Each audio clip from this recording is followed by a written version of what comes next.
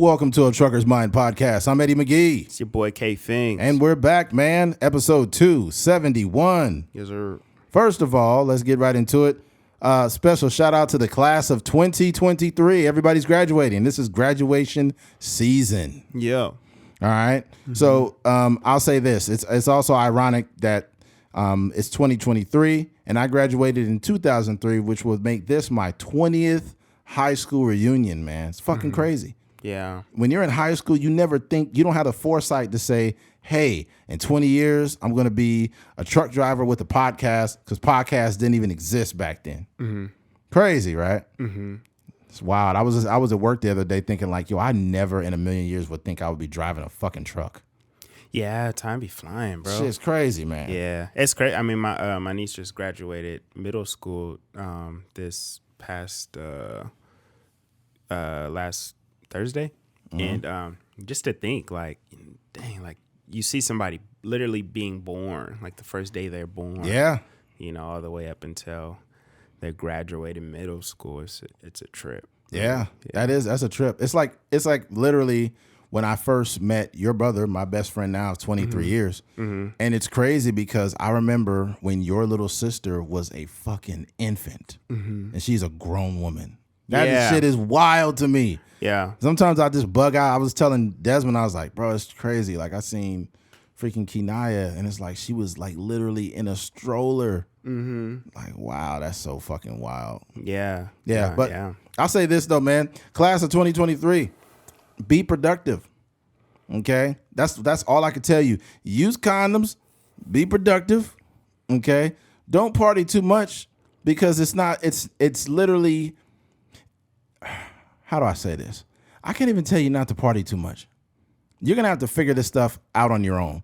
Mm-hmm. I think even as adults, we're all just trying to figure it out. Even at the age of 38 and 31 years of age, there are a lot of things me and Keith are still figuring out ourselves. Mm-hmm. But what I can say is just remain productive. Don't be somebody that's just wasting fucking time. Yeah. And don't do drugs. And please don't. Just don't. I've never done them. Keith has never done them. So we could actually be good role models in this scenario here. Mm-hmm. But especially now, there's a bunch of fentanyl in this shit. This is not a time to be experimenting with drugs. Yeah. You know, one sniff of the wrong shit and you dead. Yeah. And now we can't listen to the podcast anymore. You know? We don't want you guys to die. That'll drop our viewership. That's wild. We need you guys to be here. Okay. Yeah. We only care about you for listening to the pod. Okay. Yeah. If you die, then we don't get enough listens. I'm fucking around. It's definitely a lot of a lot of listeners that have kids that are, graduating. Yeah. Preschool, graduating, elementary school and stuff like that. So yeah, I think the biggest thing, like you were mentioning, like not necessarily don't party, but just be mindful. Be sensible. Yeah, I think that's the biggest thing, like, in terms of, drugs. And obviously some of your kids are getting to ages where they are starting to want to go to high school dances and, high school parties and hang out with their friends and spend the night over the weekends and stuff like that. But I think the biggest thing, and this is coming from a person that don't got no kids, but the biggest thing is just I don't think you necessarily want to have your kids on a chain per se, but just letting them having that relationship where they have the freedom to like talk to you. Yeah. Because sometimes like there's parents that have that relationship where they're scared to talk to their parents. That's most relationships. Yeah, and then they hold a lot of stuff back, and you don't hear stuff till they're like 30 years old or something like that. But, just trying to build that chemistry in that way. And then also like, just letting them, because at the end of the day, like everybody, your kids are their own individual people. Yeah. So, just letting them know the ramifications of certain things, like you were talking about, having unprotected sex and, doing drugs. And, those are kind of the biggest hurdles in terms of like teenagers. Like if you can manage to always use a condom and stay away from drugs and alcohol as a teenager and, skate your way through high school, you're going to be pretty good. Yeah. And, at the end of the day, too, some parents to try their best, but at the end of the day, your child is still going to be they're going to be their own person. Yeah. They're going to be having to make adult decisions with you not being there. Mm-hmm. Right. And some of you guys think your kids are angels, but they've been fucking since they was in a sophomore in high school. Yeah. Right. And you think Yeah. like, oh, my daughter's a perfect. She's a virgin. My son is in these classes. Just You know something to what's smoke. dangerous about that Huh? too? It's like they're starting to get those liberals are starting to get a hold of our young kids. All right. And they're Elaborate. like, and they're just like they're making certain things okay. I feel like, Well, like the very liberal ideology is bleeding into like the sexual fluidity shit. yeah, like if a child is 10 years old and they want to experiment sexually, it's okay. It's like, what? My sister told me some shit fucking Friday night. We were talking and we was both tripping out because she was telling me that because my sister's a teacher. She teaches 7th and 8th grade. She was telling me that there was 2 girls that were like literally busted having relations in the bathroom. How old were they? 2 girls, 7th grade. 7th grade. Another Sheesh. one, girl is in the 7th grade and her boyfriend is a freshman in high school and the girl got kicked out of her house for fucking. As a 7th grader, she got kicked out. She got kicked out of her house because she couldn't stop fucking. And her boyfriend is in the 9th grade. You know what, that stems from like being like sexually stimulated very young. That's not good. You know, That's not she good. might have even seen somebody having sex, or just like got maybe abused or something happened, to where that person had sex. I don't know if it's that deep because you gotta understand, sex, like the idea of sex has oversaturated everything. It's oversaturated Instagram and all this shit. Like they're practically naked people in every inch. Like every other slide is somebody showing their butt or doing something sexual or making a sexual song. It's like, bruh, that's crazy. Be having like regular 7th grade. There was people that was doing it. That I know people lost their virginity around that age. This shit different though, bro. But yeah, it's just this is different. I just can't imagine somebody being like sexually active. Like it's one thing to have sex, like lose your virginity, but to be active, like every day you come home from school type stuff.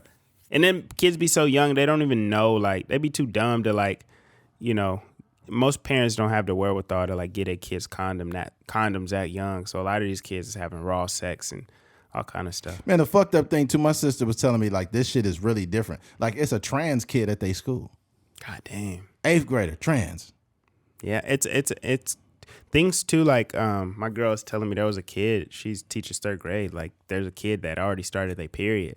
Oh my God. Like literally, that kid could get pregnant. Oh my God. So it's pretty crazy, man. I would like it's having kids in this, especially in this society. I just think that social media is influencing us instead of us influencing the platform. And what's happening is it's bled, like as parents, especially our generation, the millennials, we failed as parents because we're the same motherfuckers that want to get online. Like it's motherfuckers my age, they got a OnlyFans account. Mm-hmm. And we supposed to be taking care of kids, but we too busy taking pictures of our ass or trying to be a rapper. Yeah. Like, bro, you in your late 30s, you still trying to be a rapper? What are you doing, dude? Take care of your kids, motherfucker. Yeah. It's wild, bro. I've noticed that a lot of people my age, a lot of them, instead of just being parents, they're also trying to manage living in their second childhood. Because a lot of them are trying to do the same things that they fucking kids are doing. I've seen it before. I've seen a parent in a club at the same time as their kid. Yeah. I'm like, this should not be happening, bro. Like this shit should Sometimes not it'd be a proud moment. You know how LeBron is waiting on Bronny to be old enough to make it to the NBA. Right. It's parents out there that was waiting for their kids to turn 21. So they go to club with them. Together. That's not a goal. That's a fucking proud moment for them. That shit trash, yo. Yeah. Oh my God. Yeah. So with all that being said, but I think with kids too, like one of the biggest things is just take your time. Like I would say most people don't really know what they want to do in life. And obviously you don't have your whole entire life because, life is passing by. But, don't be in a rush to really figure out what you want to do in life. Because sometimes, you might stumble into a career that you really like and is very fulfilling for you. But, a lot of that stuff just happens with patience, So, yeah, just it's you got a lot of life to live. And also, like, one thing, too, is, like, don't beat yourself up because this is what happened to me. This is what happens to a lot of younger people. From 0 to 18, you're in like this era of your life where you're getting taken care of. So you don't really have to make really any huge decisions. But as soon as you turn like 18, 19, and you're out of high school, that's when like the stakes are like raised immediately. Especially if you don't come from a lot of money. Yeah. So when it comes to like figuring out what you want to do, and like, you know, you may be in school and, you know, you don't really see a major that works out for you. And then you can start to beat yourself up like, man, I'm already 21 years old and, you know, my friends are graduating college and I'm still kind of figuring out what I want to do and I don't really know. Just understand that, you know, even me and Eddie being 38 and 31, like we still view ourselves as being young. It's a phase when you're in like the mid to late 20s where you start to feel like the walls closing in on you. But then you hit 30 and you be like, yo, I'm still like, I still got a lot of life to live. Like, you know what I mean? So, yeah, just try not to beat yourself up when you're not in the position you want to be by a certain age. You know what else too? I think that people get a false sense of reality when they keep going on social media and they're 23 and they're watching a 23-year-old saying, yeah, I'm an entrepreneur. You know, I just went and got my LLC and I did this. Like, shut the fuck up. Like, most people are not that successful. And I think that when you oversaturate these conversations or these fake realities on social media, because these people ultimately end up getting exposed. So when you're a person trying to do things the right way, that process takes a while. It takes a while. Most people don't even have money, like a lot of money, until they're in their fucking 40s. I feel like your 20s are when you're really trying to figure it out and you're all over the place. Your 30s are reliving your 20s, but trying to do it the right way. And your 40s is where you figured your motherfucking 30s out. Yeah. Right? So ultimately, man, only way you, sorry to cut you off, but the only way you expedite that process is if you got like an OG figure, right? Like, so I think for me, like from with my little sister, like I try to give her as much game as possible. Like I try to, if I see a business opportunity or if I see like, you know, even like with her credit and stuff like that, I was like, yo, get this secure credit card, you know, build your credit like that. And now her credit score is probably higher than mine. So, you know, just, I think, you know, God bless if you have that type of, you know, figure in your life, but a lot of times it just take you figuring it out on your own, just being out there dolo. Yeah. Yeah, it definitely does, man. All right. Well, once again, congratulations to the class of 2023. You got a lot of life ahead of you, man. Yes. You got a lot of life ahead of you. And I know some of you guys were going through that ceremony thinking like, what the fuck am I going to do in my life? Because that's what I was thinking. Oh, my gosh. Oh, man, I was sitting there like, dude, no more free lunches? Goddamn. Yeah. No more goofing off with my friends. No more playing football. No more nothing. Yeah. What the fuck? It was different in your era. And even in my era, it was like social media was, you know, obviously like prevalent when I was in high school. But even then, there was still a sense of like, I will never see this person again, You know, this is a person that I only knew in passing, like, but I'd never see them again. So it was it definitely sets in like in high school and then even in college, like especially if you go to college out of state, you know, you live in, you know, California or you live in New York, but you're going to school in Florida or whatever, like just knowing that as soon as you walk across that stage and you graduate and fly back home, you know, you don't really have, you know, the luxury of going and living in the dorms no more and eating the school lunch and stuff like that. So, yeah, some people I still haven't seen since fucking 2003. Yeah. Some of my old teammates, you know, my defensive line coach just passed away recently too. You know, rest in peace, Coach McEwen. Yeah. Great guy, man, passed away. So a lot of shit's going to take place, man. But I don't want to keep going around in circles. And also shout out to the class of 2003. We are officially 38 years old and been out of high school for 20 fucking years. Old as hell. I got some girls in my class that still look pretty hot, man. Still classy. Definitely looking forward to making some of these connections on the 20-year reunion. So if you listen to this podcast, if somehow, you know, you somehow get divorced between now and that, yeah, definitely. Yeah. Have some shots. I think our reunion is at Pyrenees. I think that's where they already planning it out? Yeah. So that's what's up. That'll be cool. Catch up, man. You know, and I would never be going to another reunion after this because we'll be too fucking old. So yeah, 30 years. Yeah, they ain't happening. Be like 48 years old. I'm not interested in seeing none of y'all. This is the last year that we fucking age right here. Yeah. Like after this, you need Cialis, Viagra. Yeah. After this, I don't think I'll need that. You know, I'll stick to my beetroot powder. But yeah, there you go. The honey. Yeah, not the honey You packs. don't mess with the honey? Nah, I've taken it before. It's all right. It's cool. It's all right. I think what works the best is beetroot powder, ashwagandha, and black maca. That'll Get you bricked up. that'll get you about take You about. don't mess with the blue chews? Nah, not really. Only every now and then. That's only when I'm trying to really make an impression. Yeah. Then I get a blue chew. Yeah. Yeah, those pills is wild, yo. Mm-hmm. That's like literally like I felt like I put a whole. That's like putting steroids in your penis, yo. How did we get here? Fuck all this. All right, switching gears. Captain Crunch. Captain Crunch just had its 60th birthday this year. It's his 60th anniversary. So, for the last 60 years, they've been cutting the roof of kids' mouths. Yeah. And they're still a successful business. Shout out to Captain Crunch. Let's give a shout out to Captain Crunch, man. Shout out to y'all, man. Yeah. That told me if Captain Crunch can make it, we all could make it. You've been cutting the roof of people's mouths for 60 fucking years. Yeah. Man, I got cut up so bad one day, I needed a fucking blood transfusion in that shit, man. Yeah. And that cereal, there's a couple. Those little yellow Captain Crunch, those little squares they're supposed to be like, I guess, the shoulder patches of Captain Crunch. You know what I'm talking about? Yeah. Those little yellow squares are like little sugary razor blades, man. Yeah. Those are notorious for like. Niggas in prison be like hiding them mugs under their tongue to stab you. They once used Captain Crunch as little shanks in prison. That's how fucking sharp that cereal is, man. They don't even sell. Like if you get prison cereal, they probably only give you the Oops All Berries version. They gotta give you sand them mugs down. They gotta give you the round version of the fucking cereal. They give you those little yellow squares. Somebody's getting shanked. It's gonna be a race war in that motherfucker. Yeah. Blood all over that cell. It's a couple cereals. There was another one. Remember that cereal called O's? Oh, that mug is extreme. That might be the hardest cereal. Not no more. They changed the recipe now. I've had It's it a little softer. I've had it like a year ago. That shit was good. Yeah. But just because I wasn't too sure, I let that shit sit in the milk for a minute. You know how Fruity Pebbles go soggy like 2 minutes flat. Yeah, way too fast. Sometimes when Soggy you do Pebbles.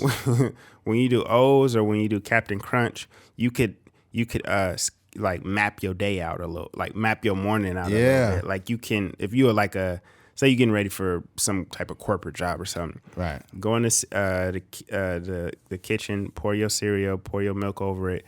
Boom. You could dip, go shave, and brush your teeth, and then you could go back, and then it might be like the perfect texture.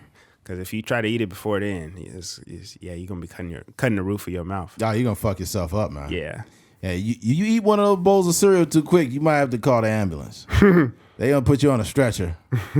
Yeah, the old cereal is up there though. That shit was too fucking crunchy. It's really good though. I don't know if you guys are familiar. I'm not sure if you guys are familiar with the cereal we're referencing, but the cereal is literally called O's. OHS, and it's got like a little picture of like a little exclamation on there too. Yeah. O's cereal. It's really good. It's like cinnamon and whatever. It's really good cereal. You know what cereal I like? I call these I like certain like old man cereals. Like I like Quaker Oats. Like they have like certain they have like this. It's like brown sugar. I don't even know. They're like this little. They're kind of like the Captain Crunch squares, but they're like more. I guess they're more healthy. What? If I could find a picture, I'll show it to you. But that one, and then I like granola cereal. Like sometimes I'll eat that. But the only issue with granola cereal is that it's very like chewy. So like it'll like these muscles right here, like up in your temple, like your muscles be sore. Yeah, so it feel like your head is like pulsating because you be chewing for so long. Nigga got a concussion from cereal. Yeah, nah. That's what boxers should use if they keep getting knocked out. Like, right, chew some tough ass cereal. Yeah. Oh man, there's a couple cereals. As I got older, I really got into Special K a lot. Like Special K cereal brand, like they have a couple of them. Like one of them is like cinnamon flake. That shit is so good. Then they got another one that's like chocolate and I forgot what it is. You know what? And I used to think that Special K was like a woman's cereal. Yeah, they kind of branded it like that. Yeah. I was like, I can't eat that because I'm a woman. Well, I'm not a woman, so I can't eat that cereal. And then I started seeing the other boxes they came out with because they really did brand a certain brand for women. Yeah. It was like a Special K, but it was pink. Remember? Do you remember the grape nut? Oh, they still got it. Oh, Yeah. fuck no. I ain't doing that. Yeah. The grape nuts was back in the day. I used to just throw sugar in everything, so I used to smack the grape. They had grape nuts was not that bad. It was like the healthy version of like a fruity pebbles. That shit ain't healthy, man. It's got sugar in it too. The Quaker, I mean The grape nuts. You'll break your fucking teeth out eating that nonsense too. No, grape nuts is soft. Really? Yeah, I'll show you. This is the Quakerosa I was talking about. Oatmeal squares? Yeah, that's some old nigga cereal right there. Yeah, I be messing with the old nigga cereal. I don't do that. I don't do the frosted mini wheat shit either. I don't do that. Grape nut flakes is the ones I'm talking about. Yeah, I don't do that. I don't do that cereal. Then there's like they should have a certain section. Like they should have like kids. They should have like, young adults, and they should section it off, huh? Section it off, yeah. And then they should have like a cereal specially to make you shit. Because there's some cereals that will make you blow the goddamn toilet down. Because mini wheats, for sure. If you eat mini wheats, you're going to be on the toilet before you leave the crib. They call it frosted mini queefs. That's blowing. nice. Frosted mini queefs. Yeah, they what was another one that'll make you shit bad, dude? What's it called? Fiber One. Any product from Fiber One, don't fuck with it, dude. They got cereal? Hell yeah. Yeah, you can't eat that. Man, that shit will blow your colon into another stratosphere, man. They got these little brownies, these little chocolate ones. They're really good. Oh, they're really good, but I only eat like 2 of those at a time. Because one day I was like, "Ooh, these is good." And they got fiber, bro. I ate 5 of them. I had to pull the truck over. It was bad. I had to shit, bro. Like literally within a few hours, I was on the toilet eating those fucking Fiber One bars, dude, or Fiber One brownies. Yeah. I don't know. That reminded me of the time. This is completely off subject, not about cereal at all. I remember I was driving to school, and mind you, from Bakersfield to New Mexico State is like 15 hours. And I would try to like maximize my time because it's such a long drive. You don't want to extend it by, stopping to eat and all this other stuff. So I just hit the drive. I would hit the drive-throughs, smack the food down while I'm and hop right back on the freeway. Sometimes I would stop and just eat it real quick, but for the most part, I'll be trying to like multitask. Right. I remember I ate some like chicken nuggets from this Burger King and somewhere on a 10. That's where you fucked up. Yeah. And it wasn't but 20 minutes later. 20 minutes? Yeah. I literally had to pull over and I was just, it was no bathroom in sight. And I just pulled the whip over on the nearest exit and I was just doodling outside. Oh my God. Yeah. And luckily I had some napkins from the fast food. And you didn't feel anything before the nuggets? Nah, I was straight.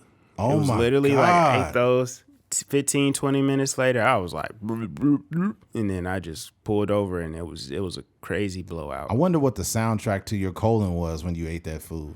That shit was probably like wow, wow, wow, wow, wow, wow, wow, wow, wow, wow, wow. Oh man. No, it was bad, yeah. You know what? When that happens, I've actually doo-dooed, sorry to cut you off. I've doo-dooed outside like more times than I should have. Are you fucking serious? Yeah, I've doo-dooed outside like it had to be like 2-3 times. Well, I mean, what do you expect? Nigga eating oatmeal squares for breakfast? No, one was bad. And it always be like the worst one I had to be like in in kindergarten, right? Oh no. So we lived in these those are the worst shits, man. Yeah, so I'm originally from like Tulare, Visalia, so I lived in Tulare. And there's these things, they're like almost like huge projects. They're called the Blackstone Apartments. And excuse me, my cousins and we would I need some water. Hold on, let me get this story out. Yeah, drink that water for you had to doodle or something crazy. So my cousins and we lived I don't know how, back in the day, this is one thing I realized, this is a side note. One thing I realized as kids, we would walk everywhere. Oh, yeah. And now it just seems so unsafe. Yeah. When I see a 10-year-old kid walking down the street, I'm like, dog, where are your parents at? Yeah. But me at 10 years old, I was walking, not Same super here. far, but like far enough to where it was like, Oh, yeah. tripping. And with no cell phones or nothing. Yes, exactly. Yeah. So me and my cousins, we all like relatively same age, like maybe like within 4 or 5 years of each other. We walk into the elementary school, right? So whatever happened, we came back from school and, we got to the apartments and, usually I would just knock on the door and my mom would let me in or whatever. But for whatever reason, my mom wasn't there. And so I was literally just sitting outside. And this, like, mind you, no cell phones and no nothing. Like, I'm literally just like, nigga, what am I supposed to do? I'm just sitting outside. But the bad thing is I had to use the bathroom. So, and this isn't weird, mind you, maybe the biggest apartment complex it's like maybe hundreds of apartments in there. So I knocked on the door, didn't nobody answer. I was like, dang, where my mom at? My stomach is hurting, whole nine. So I literally just looked around and I didn't see nobody, so I just pulled my pants down, and I'm literally right next to the door on the grass, like this little strip of grass. Oh, my God. And I just took a doo-doo. And I can remember when my mom came home, she was like, a dog doo-dooed over here. I didn't say nothing. Oh, my God. You know what's funny is the people listening, if they don't think it's funny, the shit stories, we've all had one. Everyone has had a shit story. Yeah. Literally everyone's had a shit story. I can look back and laugh at it now. But while you're having these episodes of shitting, right? From eating food that's, had too much chemicals and is overly processed, right? What happens is like the world slows down for that moment. Like, and it seems like whenever you got the worst shits, like everybody is so normal and you like, yo, I gotta get to the bathroom. Like the whole world, It's like a everybody's sense of urgency. everybody's laughing and giggling and shaking each other's hands and stuff, and you like, I don't see how you guys are so calm. Mm-hmm. I'm about to shit my fucking pants. Mm-hmm. Yeah, man. Luckily I haven't had too many occasions where I've had I've probably in my whole life I've shitted outside once. Really? Yeah. What happened? That was shit. That was like in 2021. Oh, damn. Oh, That was recent. That's recent. Hey, look, I just got to give you guys a heads up and a warning. This story is about to get real shitty. I'm sorry, but this is what the podcast is for. So I'm going to tell you what happened. I remember one day I went to the gym. I forgot what I eat. What did I eat? Oh, I think I had my multivitamin. I took some supplements in the morning. I went to the gym and I tried this energy drink that I never had before. And it wasn't bad, but it wasn't all that great. And I just felt a little weird and a little jittery. And I had like not the greatest night of sleep before. And I ended up getting a sugar-free Red Bull later that day because I was like, I want to make sure I'm safe at work. And normally I get great sleep, but I was fucked up. So I was like, I'm going to get a sugar-free Red Bull. So probably I was leaving Riverside and probably about 25 to 45 minutes after I drank that Red Bull, my stomach was on fire. I'm talking about it was hot. I was sweating. I rolled the windows down. And I'm at this point, I'm near Pasadena. Right? And I was like, yo, I really got a shit, but at least I was ready. I pulled the truck over, right? Mind you, I'm fully loaded with gasoline. I pulled the fucking truck over and I got these butt wipes that I have with me. So I'm using those and I don't have a trash can to dispose of it. So I'm just wiping ass and just throwing them on the ground. Just shit rags all over the fucking ground, dude. I'm just like, this is terrible. So then I do that. I get back in the truck. And it's not over. I get up about 7 miles. I got to pull over again. This time I'm out of wipes. I got nothing to wipe my butt except underwear. And luckily I had another pair of fresh underwear. I had to use my underwear to wipe my ass the second time. This was so fucked up. So you just on the side, like what's the, you got to set the setting up. Is it like you on the side of the road, or you pulled off on the exit, or like? Well, no, it was the first time it was on a big shoulder. So you know how sometimes you're going down the freeway and you see a large shoulder where trucks could pull over. So I had a big shoulder the first time. The second time I was underneath a bridge where it was a regular shoulder, but I just went on the opposite side of the truck, and it was nighttime. Thank God it was nighttime. And I ran out of paper, and I always bring an extra pair of underwear everywhere I go. I bring underwear, toilet paper, and deodorant. Cool. Yeah. Always. You can survive with that. Trust me, folks. Never leave your place without travel deodorant, extra underwear, and fucking toilet paper to wipe your ass, because you never know when you're going to need it. That's facts. And, man, even though I ran out of paper to wipe, I still had an extra pair of drawers. And thank God I had them. Yeah. And I made it home and I was fine. But from that day forward, I learned. We're not going to be mixing too many things. Don't deviate too far from out the regular diet, folks. Because you be like, you know what? I'm going to have nachos, and I'm going to have roasted chicken, and then I'm going to have cereal, and then I'm going to have ice cream. It's like, when you do that, that's basically a science project. How many odd things can Eddie eat before he shits his pants? That. Yeah, that's what do you call that? When you did the science project back in the day, it had like what was it, like the hypothesis, conclusion? What was it, the thesis? Is that what it was? Was one of them? I think so. I think it was a thesis. No, it was hypothesis, thesis. No, hypothesis, thesis, conclusion, and then results or something. Something at the end. I don't remember. And you always, back in the day when we did the science projects, we always had those boards that had like 4 sides to where the outside would be open, and we like write it down in detail. I remember I had some very poor moments, but not like poor moments like you show up to school and your toes is busting out of your shoes. It was like just like weird stuff where like I just knew my mom was not going to get me like the thing that I needed. So right. Sometimes I wouldn't even ask, just because I'm like, my mom ain't gonna give me this. Right. So there was a science like around the science fair, and you know how they would sit in class, like you would pick the topic you want to do, and you would go over, like you were saying, like the hypothesis and the thesis and all this other stuff. So what I wanted to do, my experiment was about this is when I was in the 6th grade. It was like I was measuring like the chlorine in water. So, I came up with the hypothesis that, tap water would have more chlorine in it. So what I did was I had my mom buy me the little chlorine strips, and then I measured different things like a water bottle, tap water, and some other stuff. And then, whatever, how it came up.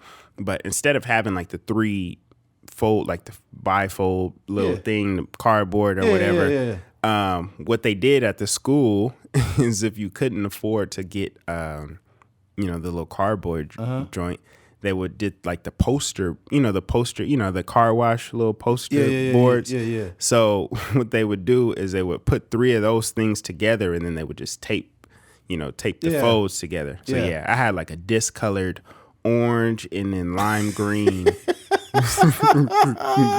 thing board, but I ended up getting 2nd place. So when I was in the 6th grade, we had this I think it was a science class, but we basically wanted to drop an egg from a certain height, and we would have to create like an apparatus around it to protect the egg from cracking, right? And it was some of the funniest shit. Some of the most unprepared people. This one girl, she had a really interesting one. She took 2 sponges and she kind of squeezed. She cut a hole in between each one, and she dropped the egg from real high up. Like, I think somebody put it way up, like above the building, and it fell, and the eggs was fine. Damn. Never cracked. Yeah.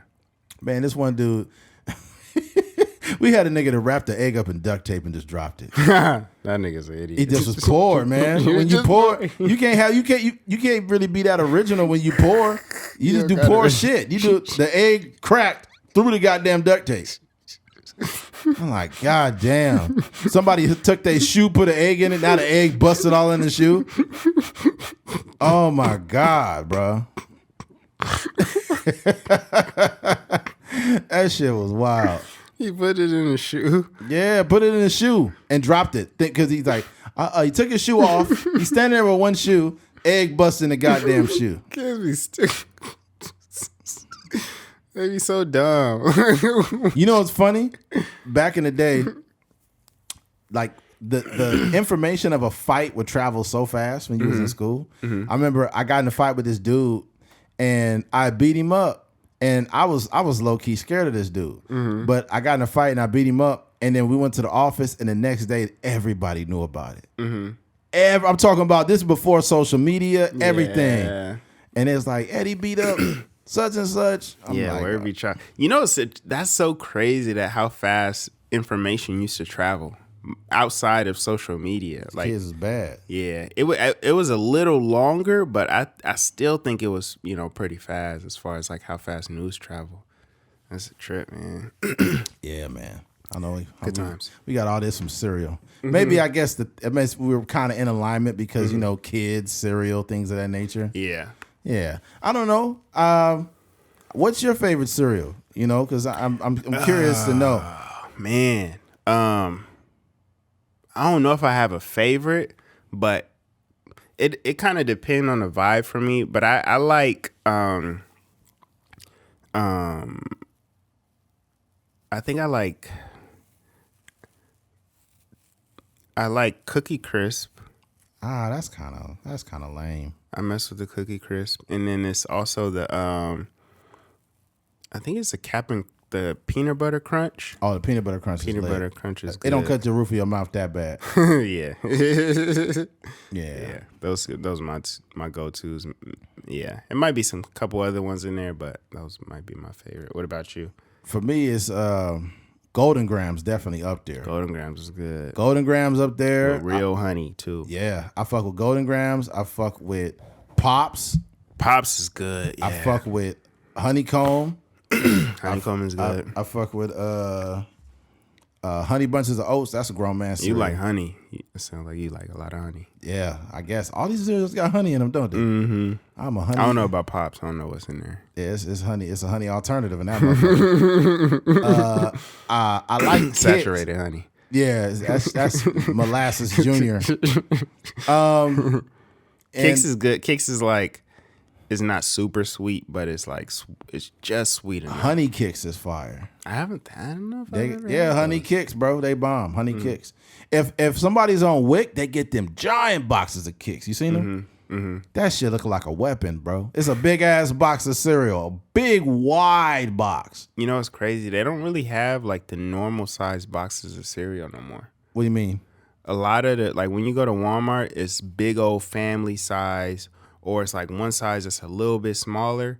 But they like back in the back in the day, you used to be able to get like the small honey bunches of oat and just be cool. But now the cereal box all is family. OD. Yeah. Well, they know everybody getting fatter. They know motherfuckers is fat and they want a whole box to themselves. Yeah. But I mean, the cereals that still make me laugh is them giant bags, bro. That we literally eating cereal like dogs. Like it's like a big dog food size bag. Yeah. Big sacks of cereal. And what's funny is the big sacks of cereal oftentimes aren't like real name brand. Because they got real lazy names. It just say crunch on it, nigga. You don't know what kind of crunch it is. Chocolate crunch. That motherfucker just say crunch. Chocolate crunch. Vanilla crunch. And then they be trying to get experimental with the characters. Yeah. So it'd be like Boo Berries, and it'd be like a little ghost on A it. little ghost on it. Like, nigga, you don't What go is a somewhere. Boo Berry? You don't go somewhere with this. Then now, you know, we're real inclusive. We trying to get some stuff for black folks, so they'll come out with a cereal, Byron Crunch. By Like, who the fuck is Byron? Get this shit off the fucking shelf, Binary man. Crunch. Binary Crunch.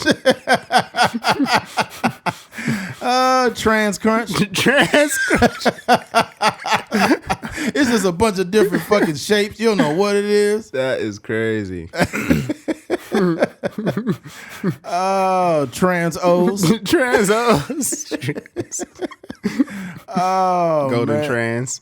You said what? Golden Trans. Oh, man. Oh, my God. That's crazy. Oh, man. Yeah. I'm telling you, because we're very... The sexual liberation ones is Cheery Hoes. Cheerios. Oh, man. That's wild, yo. Man, I seen it's a cereal they got at Winco. That motherfucker literally don't have a name on it. It just said Frosted. You seen them? What is it? Is it flakes? It's flakes. It just say Frosted on it. You can't just put the flavor on there. You gotta tell me like if it's like a The bag is transparent though. It's like you can see through the bag. They like, nigga, we don't need to market the cereal. You can see through the bag what the fuck it is. They trying to save on ink. That's what's going on. We not about to print this extra shit up for y'all. That is crazy. I'm telling you, Winco gonna get so cheap, they just gonna give you a bag of cereal with no name on it. It's just gonna just have cereal in it. Just like, nigga, you know what this is. Yeah, you can see through the bag. It's just cereal in here. That's crazy. You know what I do at Winco, and I'm just gonna keep it real. You know how they got the self-serve stuff? I knew you was gonna you be what? You be skimming off the budget. What do you mean? Nah, go ahead. Look, at Winco, they have self-serve stuff, right? Like whether it's like get like peanuts and candy, whatever, right? Mm-hmm.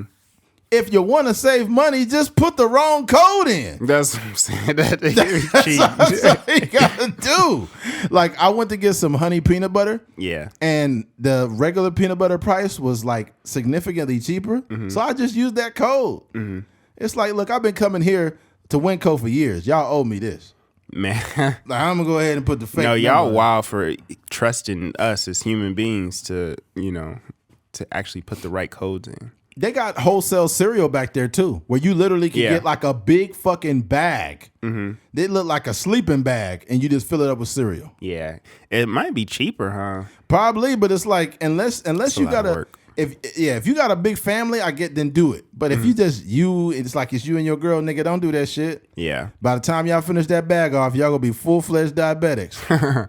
Yeah. Big ass bag of cereal. Ain't no telling how long that cereal been hanging around in there. I mean, they do a good job. Running through it. They do a good job because it's a lot of big families, man. Just like motherfuckers that go to Costco, getting big ass tubs of mayonnaise. Bro, I be in like Sam's Club sometimes, and I be like, yo, who are you buying food for, man?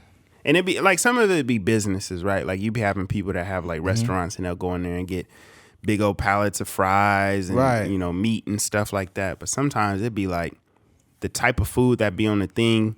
You could tell it's not no restaurant. Like they not serving like Cheerios in the restaurant. You're like, nigga, why do you have 450 nuggets? What the fuck is going on? Like, yo, this is crazy. Do you even have a freezer that can hold that shit? Yeah, I think some of them families, they probably live in like Rosedale or something like that.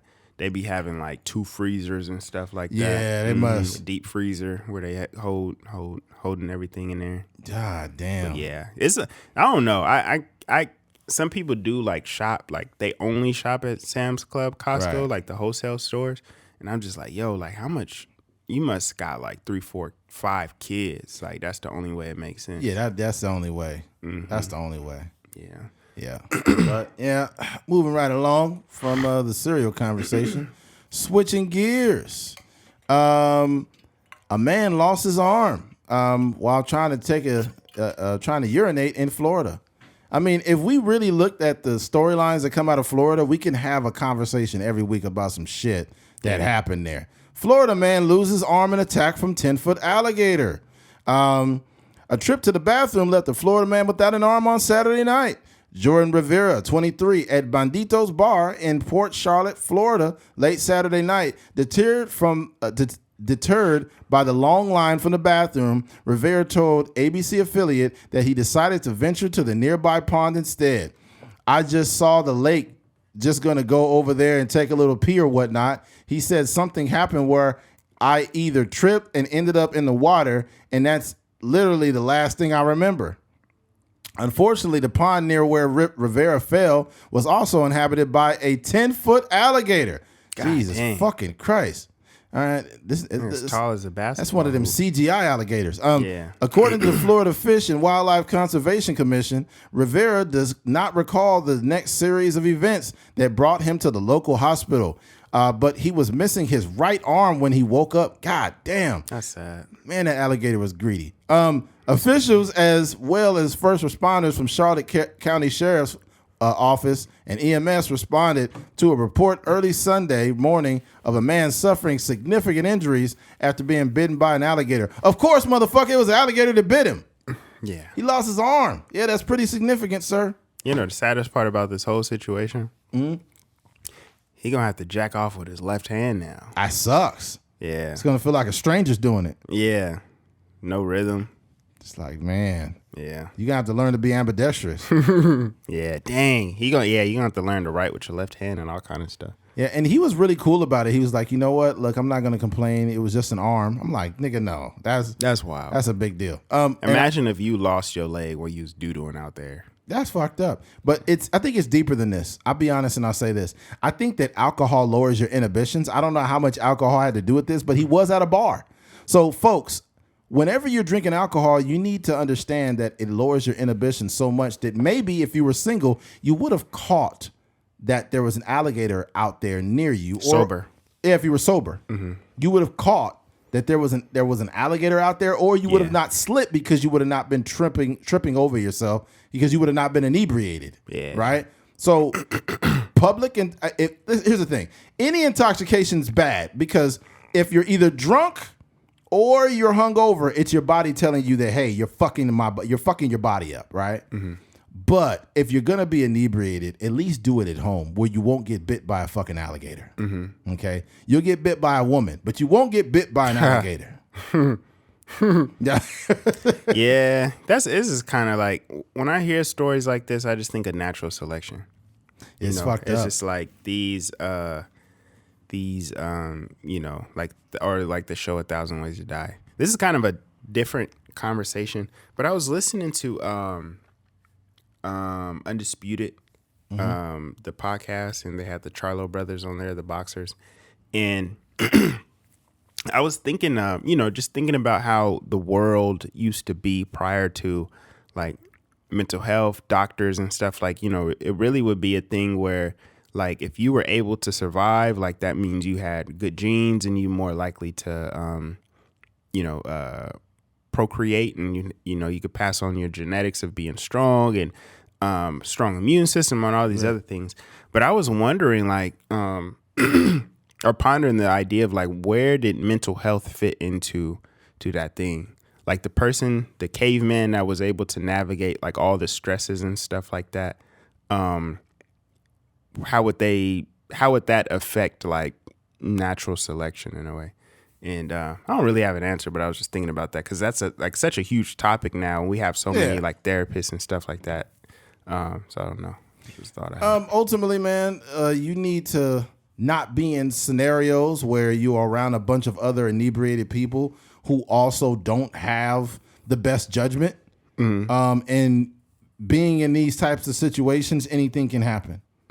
Anything. And it sucks. This guy was a victim of an alligator, but at the same time, it's like these other factors definitely played a role. You were at a bar, left the bar, went out by yourself, and said you tripped somehow, but you tripped probably because you were intoxicated. Yeah. That's not the conversation being had here, though. You know, it's no different than a person. Most bad decisions do happen with alcohol, drinking and driving, getting bit by alligators, getting bit by alligators, getting bit by alligators, having sex with the wrong person, Having a baby by the wrong having person. babies by getting pregnant while drunk, and also getting bit by alligators. Those are definitely things that come from drinking alcohol. Yeah.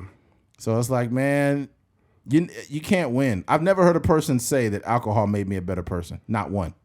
Yeah. Not one. Now, there's some people that need alcohol to talk to people or to talk to women. They say like, I'm very outgoing. No, you're not outgoing. You're a fucking alcoholic. And when you're not drunk, you don't have the courage to either speak to women or to be outgoing, which means you're not an outgoing person.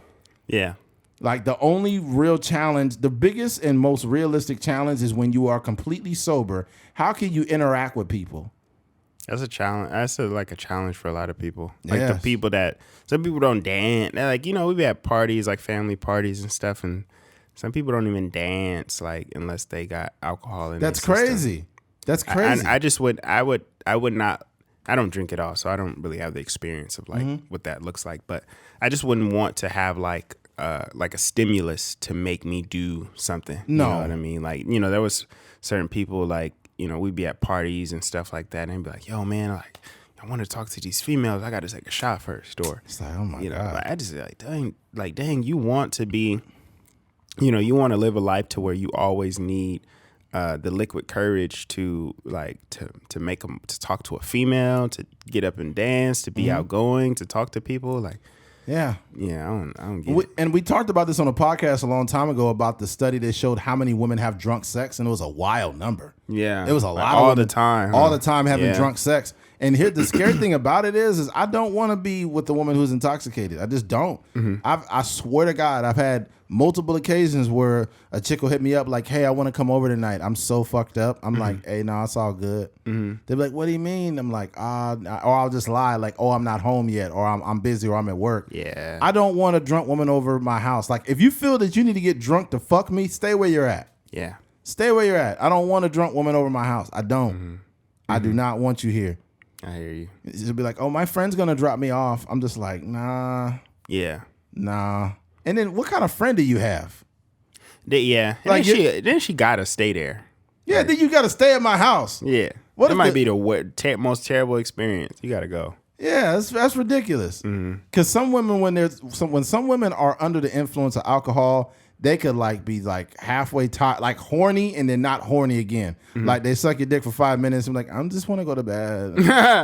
Now you got a half sucked dick now. You got a half sucked dick. That's Now you got a crazy. half sucked dick and a woman just sleeping in your house. Like, Yeah. man, Nah, that's wild. Yeah.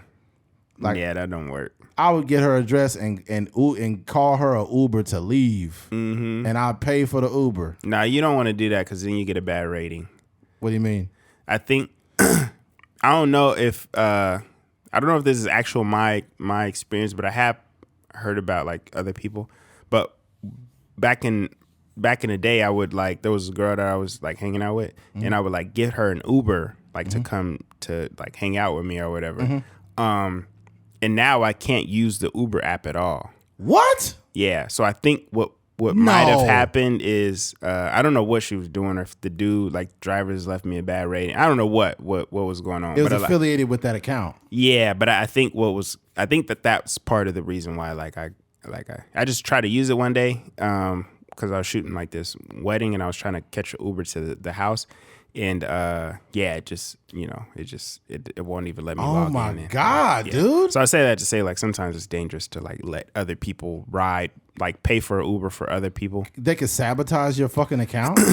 I don't even know. I don't know. I don't know exactly what happened, but you aren't the person that is riding, so you just don't.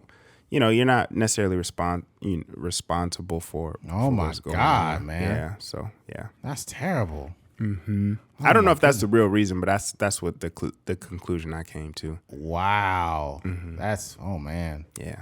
Yeah. Well, it goes back to this alcohol, man. It's not it. Yeah. That's not it. You don't want that, man. Stop having these drunk women coming over your house. And I know some people are thinking like, I mean, she a grown woman. What's the big deal? It's consensual. I don't really know how consensual like sex or could be when one person's like completely drunk and the other one's not. Like if both of you guys have been drinking and you probably and even then I don't say I'm afraid to have sex drunk. I've done it before, but I'm too old for that. Yeah. I'm 38, man. I don't need to be us being drunk fucking that's just we're too grown for that. Yeah. Like fuck me sober. We can have a beer or two afterwards, but That sounds like a Drake song. what? F me sober. Fuck me sober. I don't even know what's going on.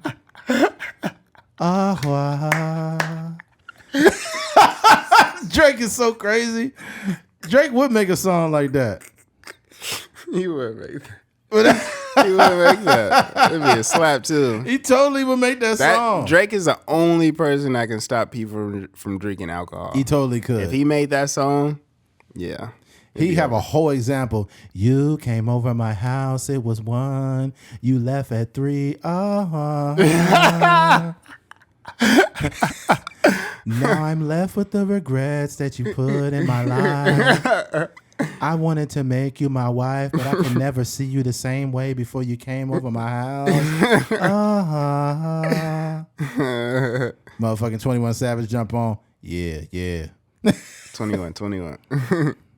Never thought you would have gave it up that easy. Yeah. That's crazy. Oh man. Yeah. Oh man. Damn. Mm-hmm. I wish we could have sent this forward that clip to Drake. We got to do the AI. Oh man. Yeah. Somebody clip that up. Put the AI on Eddie voice. Bro, that AI that they got with him and Tyler is crazy. You heard that one? Tyler, the Creator. Bro, that song is crazy. Nah, I haven't heard that one. Yeah, they even did Tyler's voice pretty good. Yeah. Because Tyler kind of got that little bit of raspy voice a little bit. Yeah. Dang. Nah. Yeah, the AI technology is getting pretty good. He's like, I came in with my ex like police on the flex. Hey, Oh, that's the one? That's one of them. Oh. The other one is with Tyler. That shit go in too. Yeah. But right now you can hear the little robotic part of the voice. Yeah. That shit's gonna get too good. we gotta squash AI, bro, because what's happening with AI is gonna start not only getting like they're gonna get so bad that they're gonna start getting the mannerisms down of people, and you're gonna start seeing AI content. Mm-hmm. And that's when it's going to be way scary. They're going to start doing confessions of murders in your own voice that you were never there for. Yeah, we do have to do that. I'm sure they're working on it now, but there was a thing that I seen in like the film world where they were talking about, and I don't remember where I heard this from, but so like when we were shooting a movie with you, so when you're shooting when you're filming an audio, what happens a lot of times, like say it's a super windy day or you're filming a car scene when the window is down and you're recording the audio, but it's like, so it's like, hey, what's going on? And all the wind and stuff is blowing. You can't use that in a movie, right? So what you would do is you would go to the studio and you would put the images on the screen and then you would do what they call ADR, which is like, recording in studio and trying to recreate that performance to where it kind of meshes, right? So what they were saying is with the artificial intelligence that they're using, like for the Drake voice and all this other stuff, you can almost eliminate ADR, right? Because what you would do is say we're sitting in the car, right? And I'm driving and the window's down and the wind is just going crazy. And, that's captured into the performance, whatever the scene could be about, like when we dropping off drugs on the border or something like that. And I'm just like, hey, man, we got to hurry up right now. And you're like, man, let's go, hit the corner right here or whatever. And it's just like muffled, like all the wind and stuff is in it. What they were saying is you just put that audio file into the artificial intelligence and it's already an artificial version of your voice. Oh, no. So it's cleaning up the audio with AI, but you don't have to go into the studio or nothing. It's literally just an AI version of your voice. And then you put that sound file into the movie and then you ain't got to do fucking AI using the N-word and shit. What's going on, my nigga? Like, you don't get this shit the fuck out of here. Yeah. Man, speaking of movies, dude, White Man Can't Jump 2, terrible movie. This is not part 2. It's just a remake. Oh, is that what do you mean? I'm saying it's not the sequel. It's just the remake of it. Oh, yeah. White Man Can't Jump, fucking terrible movie. I'm sorry. And I try to remain objective. I want you guys to watch it for yourself, and I don't want to be the one to ruin it. But for me, it got me mad because I don't get a lot of time off work. I'm off on the weekends, but during the week I'm pretty busy. And I sat down and watched the film, and it was atrocious. Yeah. How dare you, Jack Harlow? I haven't seen it, but I did. I actually met the actor. His name is Saquon, I think. The black dude. Yeah, I met him. This was like this vegan restaurant. He was in there getting some food. And I asked him, I was like, hey, man, are you in White Man Can't Jump? And he was like, yeah. And I was like, how'd it come out? It was pretty cool. He's like, yeah, man, you got to check it out. I was like, yeah, I'm going to check it out. At this time, I thought it was going to be in theaters. So like, yeah, when it comes Saquon, you said? Yeah, it's like Saquon, stick to vegan food, man. Oh my God, that's Eddie said that. But so yeah, and I was like, yeah, I'm gonna check it out when it comes in the theaters. He was like, all right, bro. And it came out on Hulu, so it wasn't even in theaters. But yeah, it came out on Boo Boo. I haven't seen it yet, but from the trailer, I did see like they had a joke about Jack Harlow looking like he shopped at Whole Foods or something like that, and I was like, oh, okay, that's not really the greatest joke. This is what I will say. Even to put out a movie that's not that great, they had to work hard. Yeah, They had to do it. It takes a lot of effort to do that. So, with all due respect to Jack Harlow, no, I didn't like the movie. I do like Jack Harlow as an artist, and he seems like a decent human being. But just objectively speaking, if he asked, I would tell him, no, I did not like that movie at all. I didn't think. Well, how is he as an actor? Like as an actor, he was very vanilla. Oh dang, he's very C minus. Dang, very C minus, C plus. He is white too, so that's crazy. I just said he's vanilla. But the thing that's crazy about it ultimately though is the writing was horrible on this film. And I'm not saying I'm an expertise in writing, but there was too many forced racial jokes. It was just too much forced. That's not how. Well, I mean, it's called White Man Can't Jump, but I don't remember that. Like, I don't remember all the nuance. Like, you probably remember better than me. Is that like how the jokes landed in the original version? No, that's not how they landed. They landed more organically. They relied more on, and you got to understand, fucking Woody Harrelson and fucking Wesley Snipes are very great actors. Oh man, like even in their like third version of their careers, Woody Harrelson is getting like really dramatic roles and stuff now. Yeah, really fucking good. And here's the thing, though. Here is the thing. Both of them could really ball, too. Well, Wesley Snipes could not. Wesley Snipes wasn't great, but they did a good job of covering him up. But Wesley Snipes was a hell of an athlete. He just had like the physique and stuff. Yeah, he was a really good athlete, so he could jump up and everything. But it was just such a superior, better film, and it had Rosie Perez in it. Like, Billy, what are you doing with the money, Billy? Why would you do that? I think when you lose, you win. What did Rosie Perez tell him in that first Rosie one? Perez had them, you know what I'm saying? Man. Things hanging. Yeah. It was banging. Yeah. Like, Billy, when you win, you really lose, but when you lose, you really win. And Billy was like, what does that mean? That's a good film. But I think that they replicated some stuff. Like, he had basically, Rosie Perez I think she's Puerto Rican, right? Yeah. And she was like a woman of color. She's like a black passing Puerto Rican woman.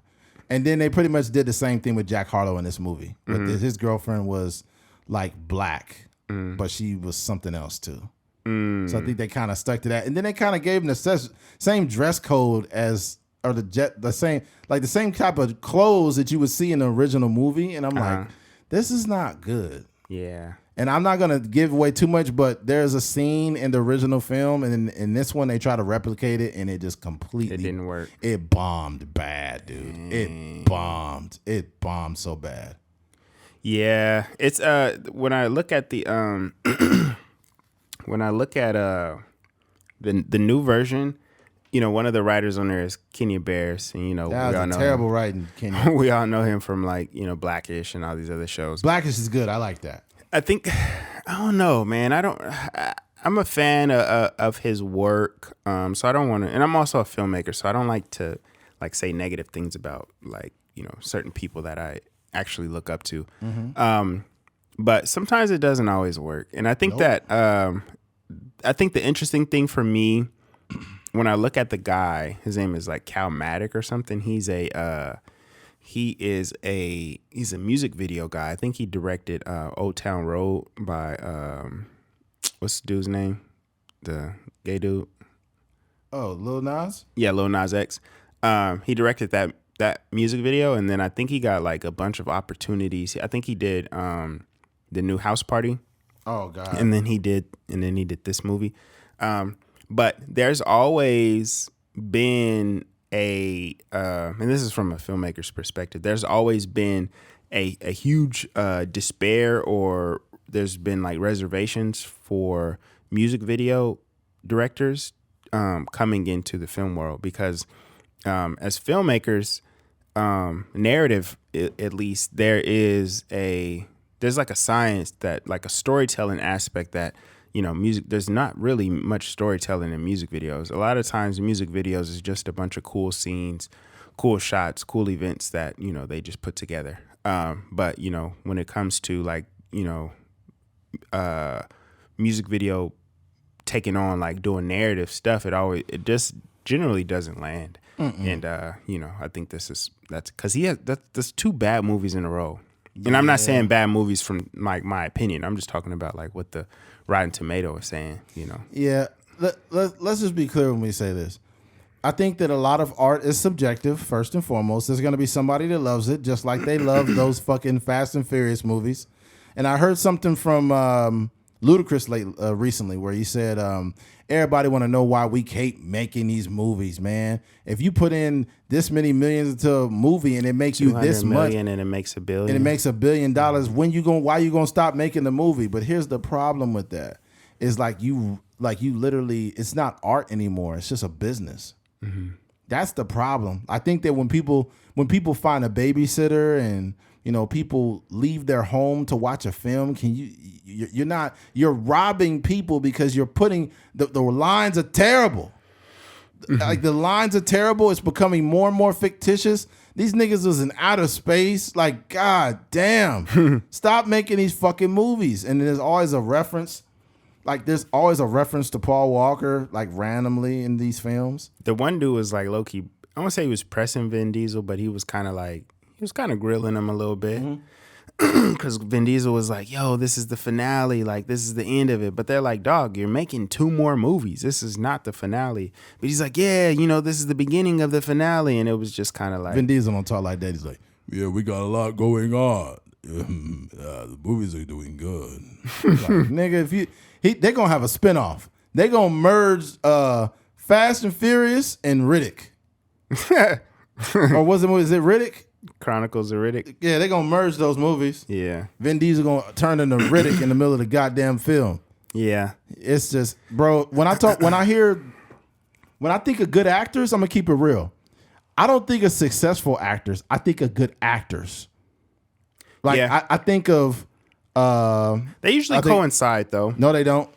Like who? Rock is a fucking horrible actor. Vin Diesel is a fucking horrible actor. No, that's not what I'm saying. Well, I'm just saying, when you talk about the biggest actors, a lot of times there's, like, from a business aspect, they're the biggest. They're terrible actors, though. What I'm saying is that most really good actors, like the Daniel Day-Lewises and these guys who people deem as like the best actors, they generally like they don't make those type of movies. They don't make the action like the blockbuster movies. But like Lincoln and all those, they be winning like all kind of awards and stuff like that. So they're successful. They just don't make freaking Fast and Furious 10 and 11 and stuff. I feel like a guy that's like kind of on both sides a little bit. I like Keanu Reeves, which kind of goes against my point, but I feel like he's a decent actor. Keanu, he's decent, but he's not great. But Vin Diesel, no. The Rock, no. Arnold Schwarzenegger, no. Motherfucking Sylvester Stallone, no. Like, these are not good actors, bro.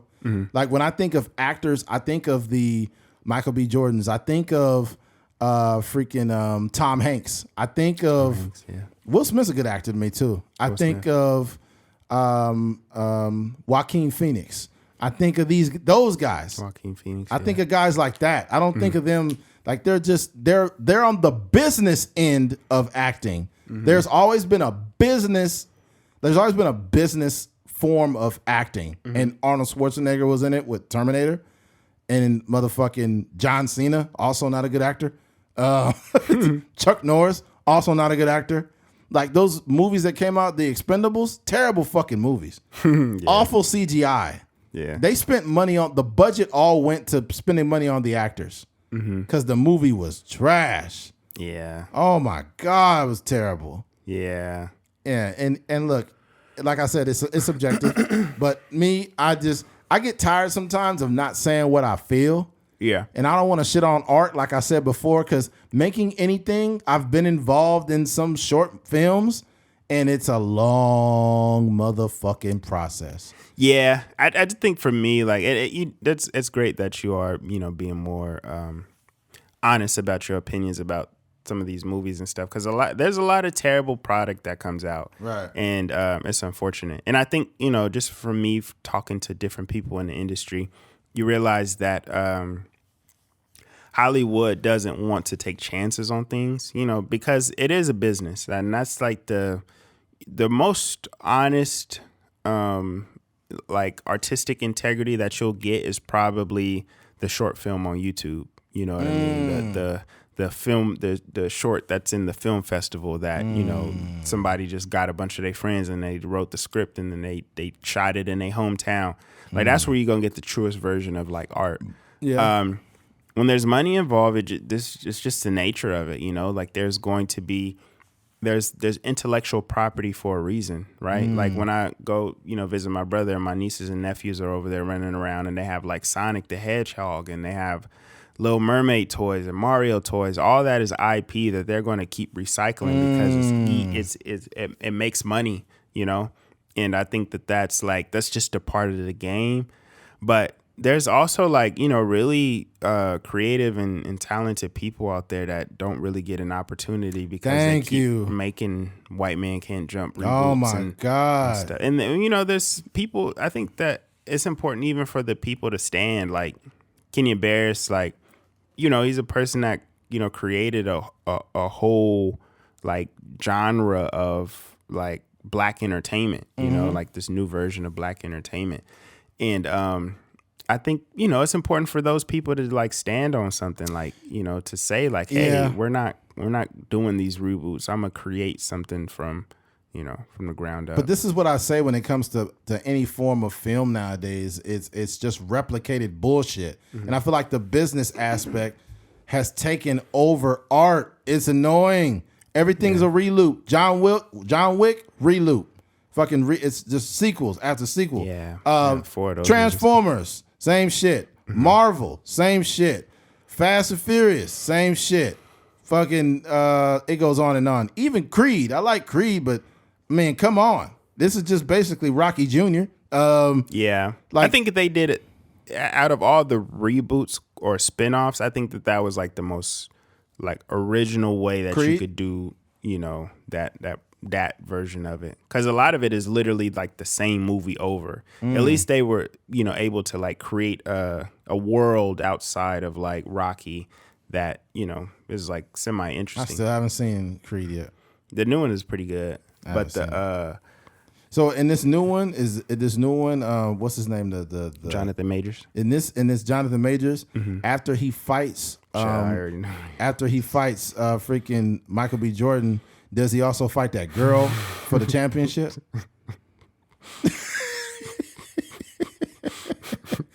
You made me mad. This nigga punching on a woman in the movie? God damn. Oh wow. Jonathan Majors is so crazy. I have nothing to say to that. But yeah. Would you rather fail doing some version of a reboot, or would you rather fail doing something original? I'd rather fail doing something original because truth be told, the 90s have set the standard for now because they took a fucking chance. Yeah. All the movies in the 80s and 90s, even the ones that weren't that great, there's some movies that were classics. And they haven't remade them. And I'm glad there's some movies that they shouldn't remake. Coming to America, they should have never made a second one. The second one was not good. Yeah. It wasn't. And it's forgettable. You will forget that they made a sequel to Coming to America. Not a good movie. The writing was trash.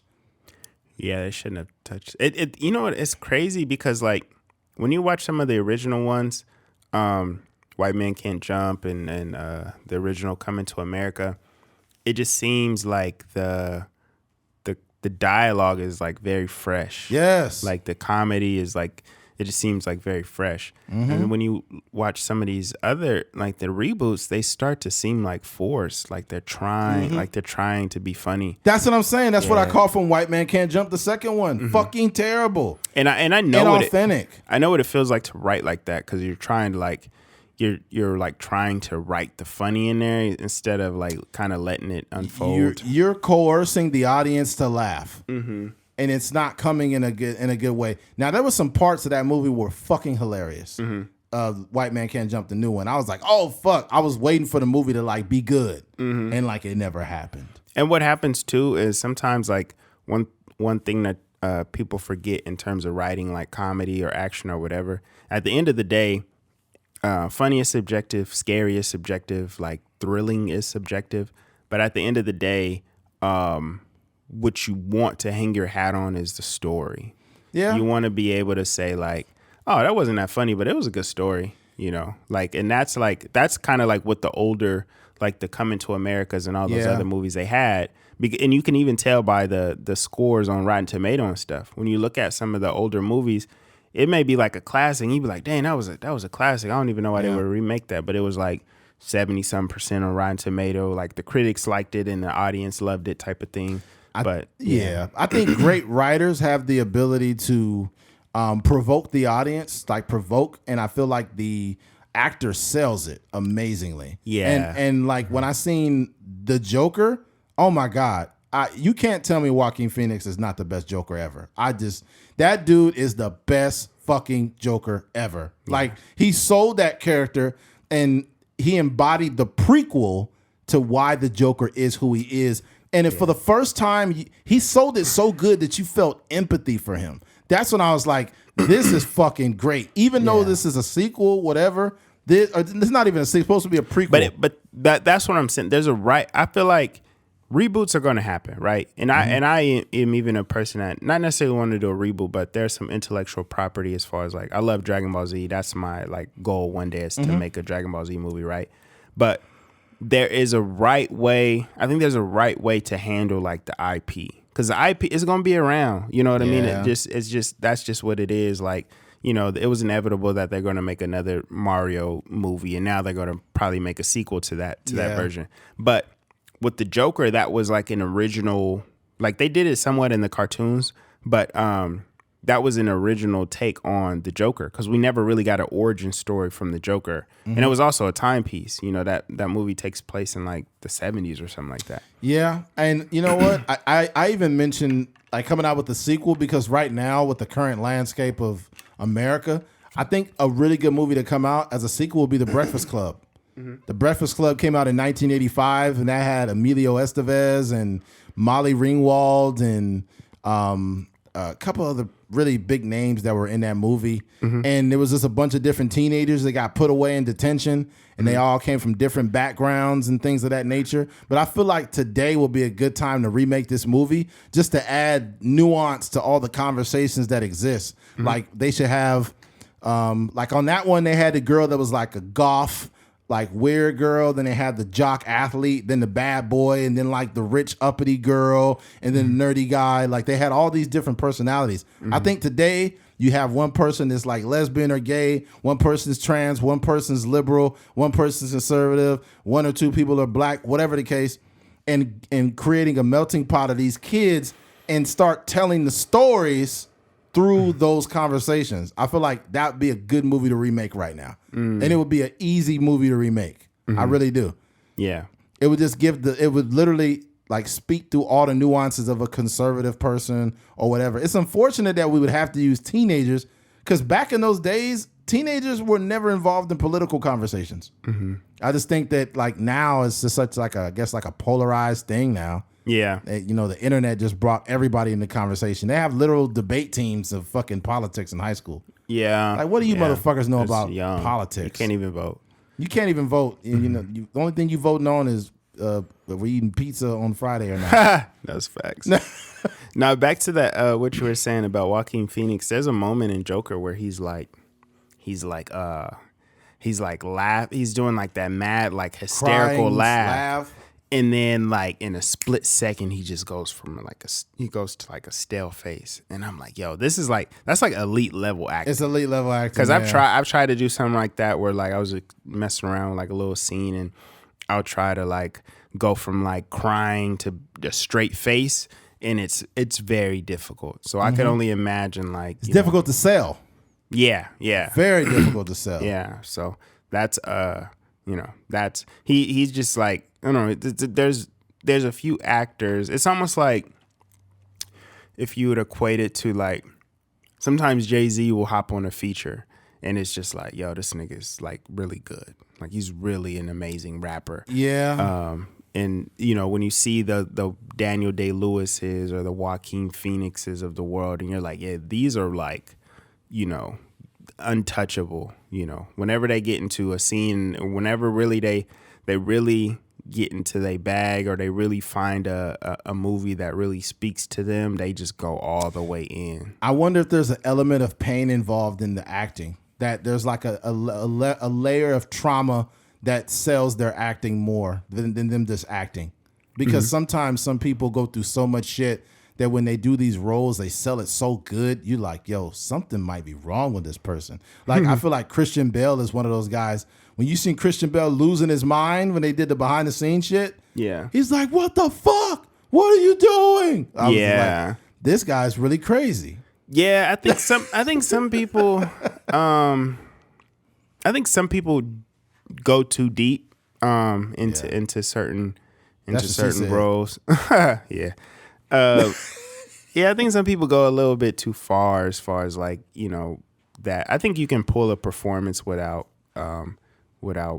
utilizing like, you know, trauma and all that other stuff to pull a performance. But you know, it works for some people. There's amazing actors that are like what they would call like method actors. And then there's amazing actors that, cause like, for example, when, what was the Joker before this one? What's the dude's name?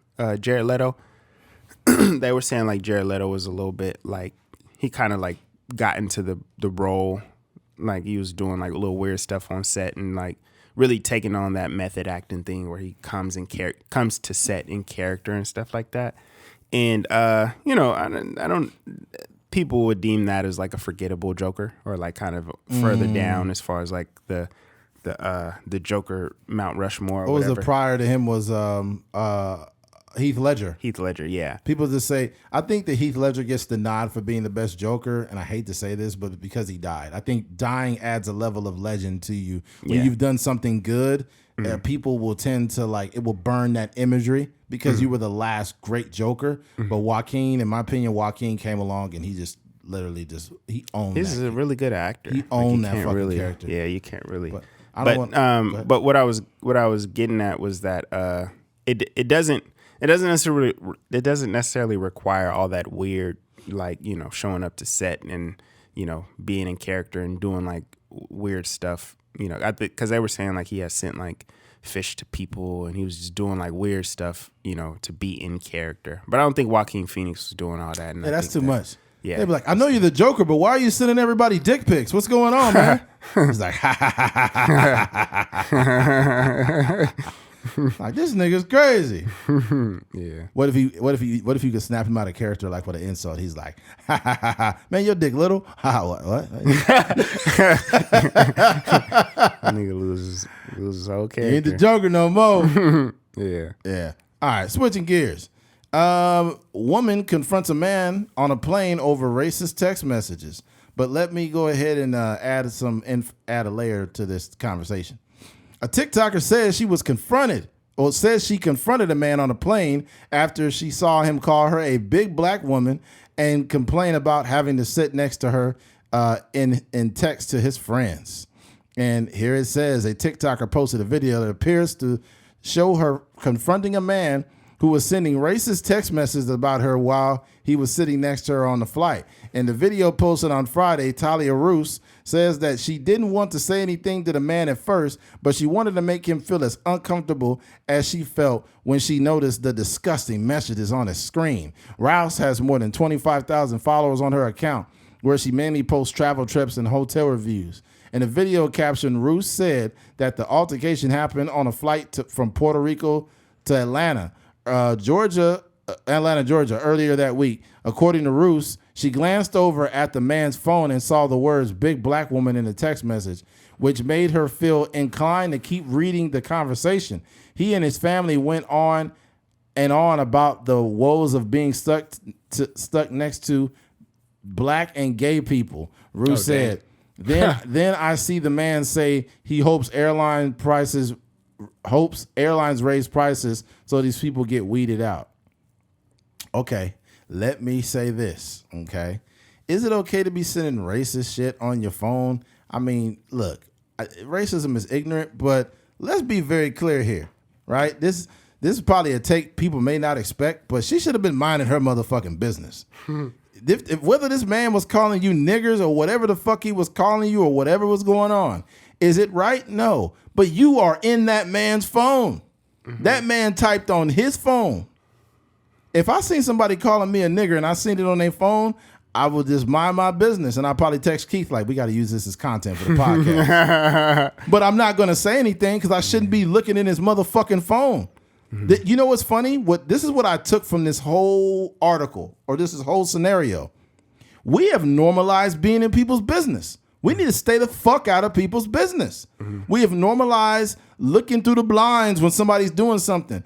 Have you ever been on a freeway and it's an accident on the other side of the road, but the northbound side is slowing down Yeah. because everybody's watching? There is nothing impeding the northbound lanes, but they all looking at the fucking wreck when you should be minding your business and driving.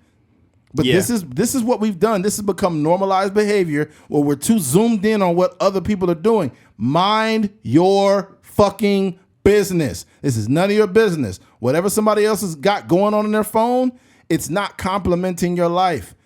Man, somebody could have called me nigger 50 times in their phone. But let him go ahead, motherfucker. You ain't calling me one to my face. You said you a coward and you gonna do it. Fuck you. Just do what you gonna do. I'm not the type that's going to lose sleep over being called a nigger in a text message. Yeah. There was we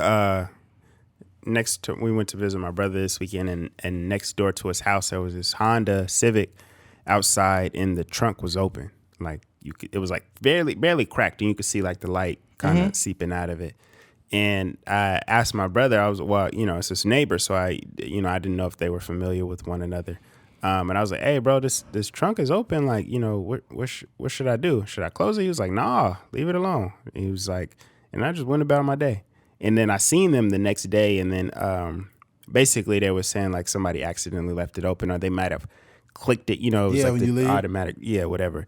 But that's the type we just got to mind our business. Yeah. You know what I mean? And if it ain't something that's like nobody's lives is in danger or whatever, just like mind your business and go about your day. Yeah. And I think one of the things that I would say too is that it is very uncomfortable sitting by big people on the plane. That's true. They trying to make them pay for two tickets. Yeah, you seen that wide body girl trying to walk through the aisle? She was knocking people's drinks over and stuff like that. Yeah. So I don't know. I think this one requires. We need to see like a little bit more visual evidence. Like I want to see how big this girl is because when you're sitting in these plane seats, their plane is already uncomfortable. When you lean your seat back, it go back like 5 degrees. Like it's just a slight little bend. It's just like you sit, you're just crunched up next to people. It's just they make the planes for occupancy, not for comfort. Yeah, exactly. They're trying to fit the most amount of people in there, in a safe way. So I can get that, And as far as calling her big and black, he might have just been describing her.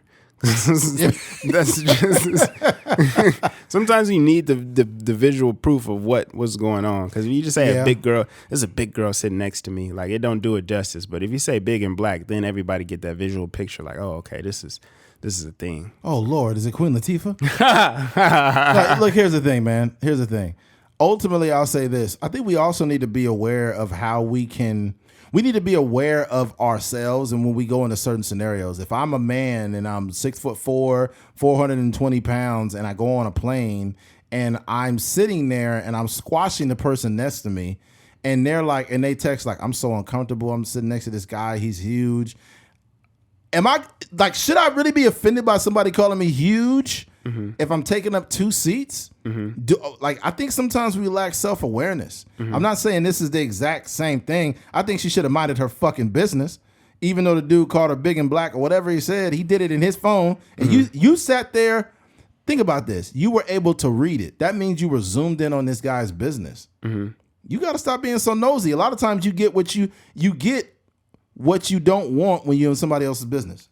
Yes, I think not all information is for us, right? No. Like even in terms of like being in a relationship, and this is something like that happened to me, like personally. Like I'm not like a cheater or anything like that. But what happens is, if your girl gets froggy and decides to go through your phone, then she ends up seeing a bunch of like old text messages and stuff like that when you was out here on Tinder and whatnot. So it's just like, you know, even for me, like I'm not a person that's just going snooping around my girl's stuff, because then you like same situation. You're gonna run into a conversation that you didn't want to see that happened 2 or 3 years ago, or whatever the case may be. Yeah, you don't go through women's phones at all. That's what, so, and, you know, in terms of like something that's happening in the present tense, like if you catch that, then, you know, that's a different conversation. But when you start snooping around in like the DMs and the history of like what's going on, you just find stuff that you just don't need to see. You're breaking your own heart at that point. Yeah, exactly. So same thing in this conversation, like, you know, let that man live. He probably told you, you know, he probably was very cordial with you. I'm sure he wasn't disrespecting you to your face. So whatever's going on in the privacy of his. Hey, fellas, some of y'all, man, you go through your wife's phone, you're gonna see some shit you don't want to see, man. Yeah, it's gonna be like, you went too deep last time. I had to go to the hospital. You be like, that's damn. gonna be like, God damn, Jesus. That'll hurt your soul. Like, especially if you struggling to make your girl orgasm. God dang.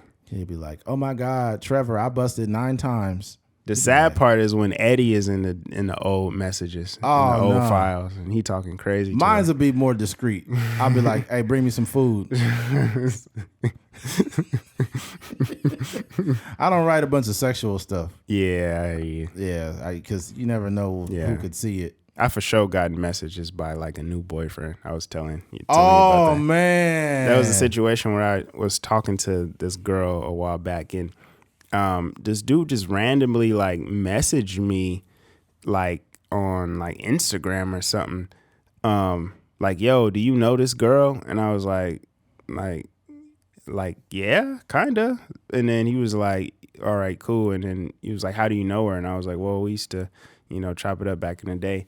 And he was like, all right. He was basically saying like, it's a new sheriff in town, so like, you know, stop talking to my girl, kind of thing. I'm like, dog, I ain't talked to that girl in years. I mean, but the thing about it though, that's extreme insecurity by the boyfriend, because you're going through all of her messages and looking and trying to find out. First of all, you're not gonna know who's fucking her. You're not gonna know it. And truth be told, there's somebody right under your nose that was fucking your girl or your ex, your current fiance, whatever, and you're not gonna know it. In some cases, it's better that you don't. If you got a woman and y'all decent and y'all good, and she ain't got a bunch of business out in the streets everywhere, and she like not ain't no known, awkward situations where you walking into some 3-4 niggas that smacked her walking through the mall. And stuff. That's too much. Because you know what's crazy is this is how you know you're dealing with a girl that got some whole past to her, right? And let's be clear when I say this. When I use the word hoe, that's literally could be used on both sexes. But right in this case, from a man, we talk about female hoes right now. Okay, so if you out and about and you with a girl, put the gender on hoes now. Yeah, you got to. If you out and about with your girl that you just meeting or you kind of get to know her, and she knows too many people, that's a bad sign. Hey, what's up, girl? Hey, what's going on? Then another dude later on, oh, hey, what's up, though? Yeah. All right, hey, I'll holler at you later. All right now. And it's like, what the fuck? Like, you in a restaurant and the dude, you know, it's bad when the dude, because some niggas be trying to be like messy. Like they'll come up and acknowledge the girl, and it won't even acknowledge your existence. That's like, oh, we're done after this. You paying for dinner. I'm not talking to this girl anymore. Yeah.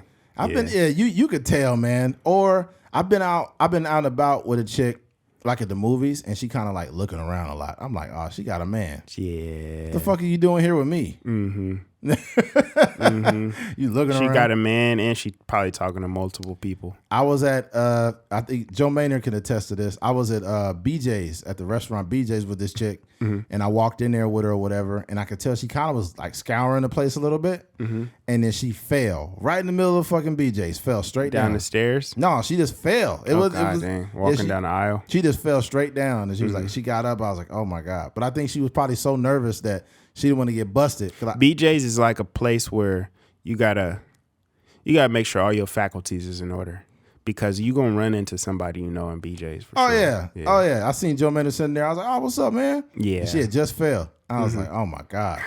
and then the crazy. This is how I knew that this girl had a man, right? When we was sitting down about to start, eating or whatever and having some drinks. The table to the right of us had like a big family table, and they were like doing a happy birthday thing, and everybody that came to see, you know how the workers come and all of that, and they giving them big cookies, the big Pizookie cookies. They was doing the singing a happy birthday. They was taking pictures, and she was like trying to hide her face. God damn. Swear to God. Yeah. She's like trying to turn her face like, oh no, don't take a picture of me. What's going Yeah. on? I'm thinking like, this girl got a man. Yeah.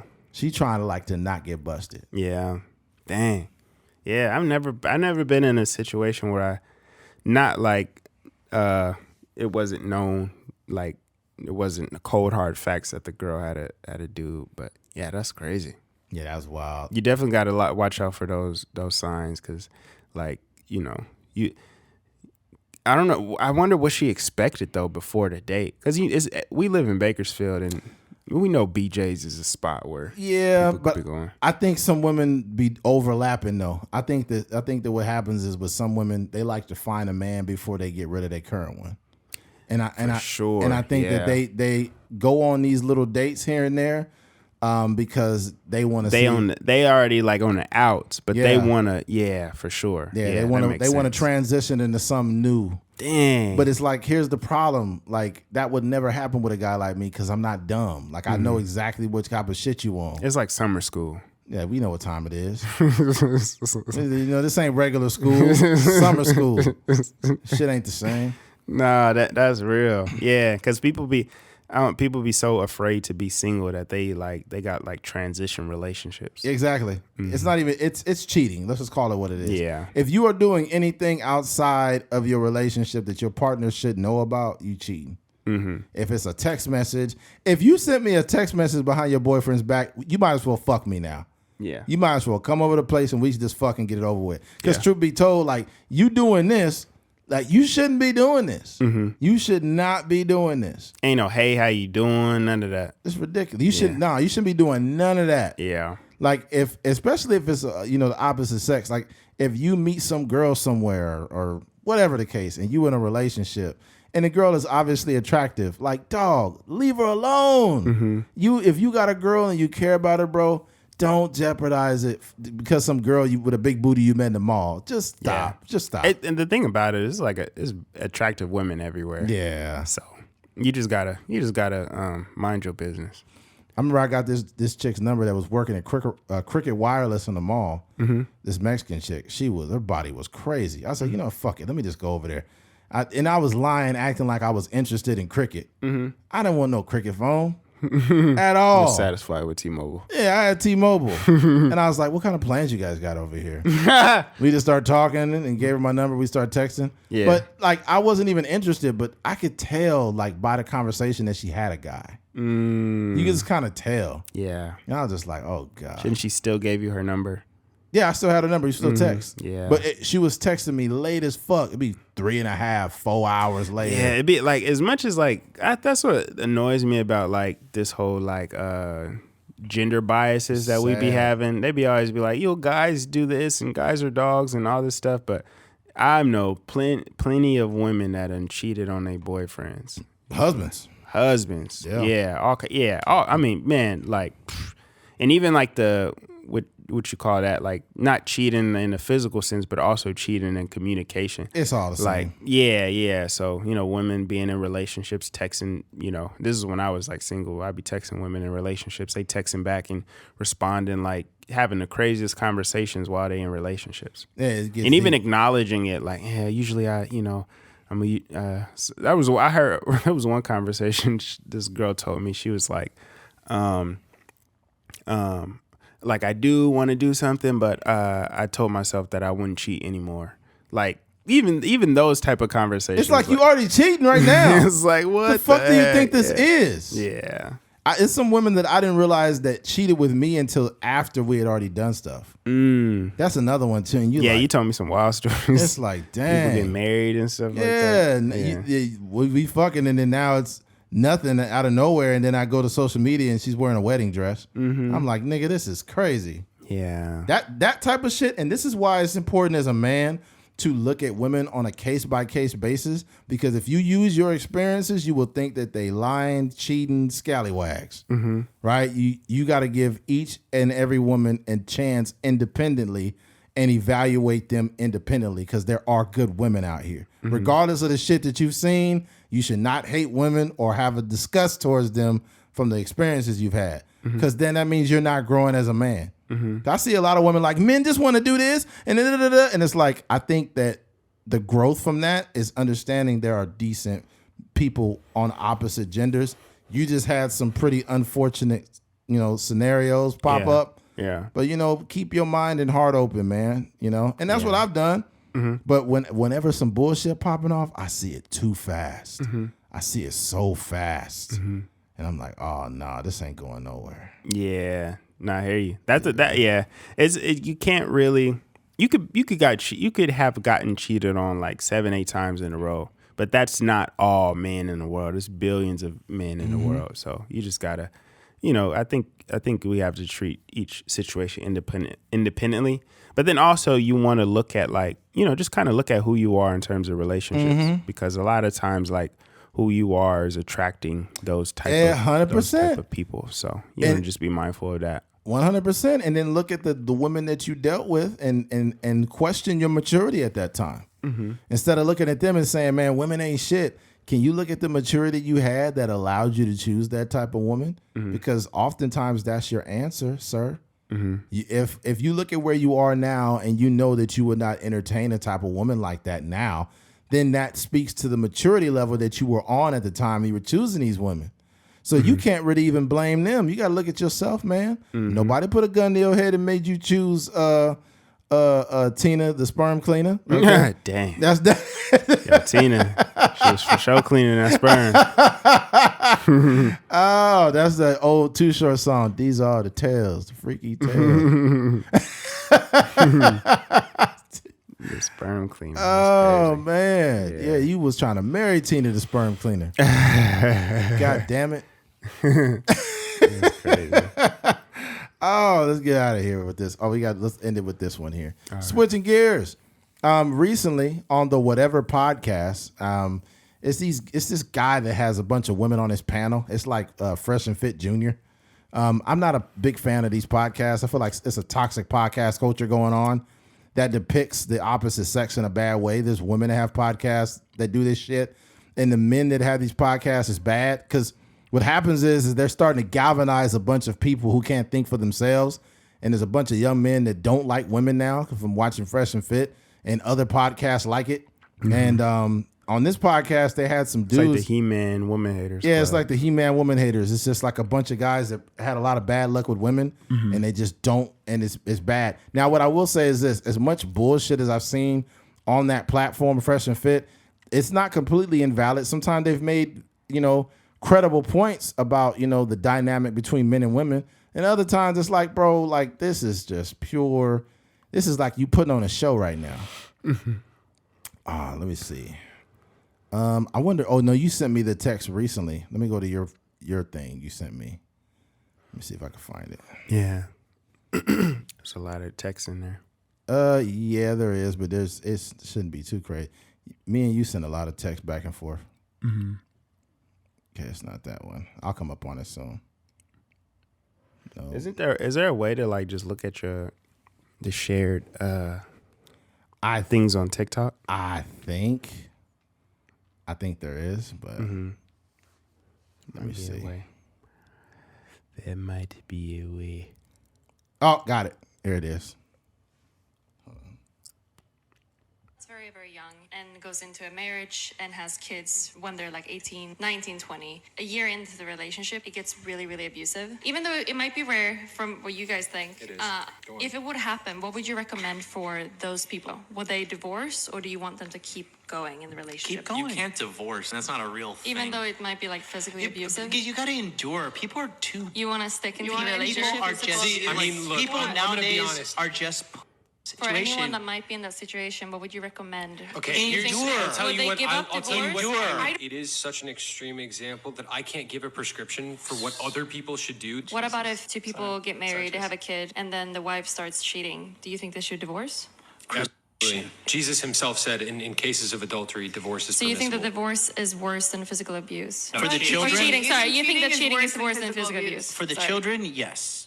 I think I'm not going to say this is worse. Divorce is worse for the children. Bro, that's fucking wild. Yo, let me make this very clear. She literally gave a clear example and said, if a woman is being physically abused, do you think she should get a divorce or should she stick around? And the dude said she should endure. She should endure. This dude literally said if a woman's getting beat, she should endure it. And then he made it like a nowadays type of problem. Man, that's... Nowadays people don't endure. Like nowadays people just giving up too fast. Bro, let me be clear when I say this. As men with podcasts, when you hear shit like this, you got to speak out against it, dog. Like, you cannot allow this type of shit, this type of narrative to be appropriated by any men. I don't have any friends that hit women. I don't have any friends that don't take care of their kids. I just don't deal with any people like that. Mm-hmm. Okay? So a woman should not have to bargain her motherfucking physical health to be with a dude. That is ridiculous. A dude that's beating your ass, not to mention, as a man, if you say that they should endure, you yourself either beat women or you sympathize with men that do, and both are fucked up. You gonna leave me because I beat your ass a little bit? That shit, no. Any man that will put his hands on a woman will eventually fucking kill her, bro. That is a fact. If you get angry and you got such an anger problem that you hitting on women, one day you gonna go too far and she gonna be dead. This is why you don't play with these narratives, bro. When you see shit like this, and if it's on your heart as a man to speak on this, you gotta speak out. Hey, stop putting your hands on woman beater. Okay, stop. I don't even feel comfortable using the term wife beater for those. I just call it a tank top. Okay, I'm not gonna buy a fucking shirt to beat my wife in. Okay, so no, goddamn it.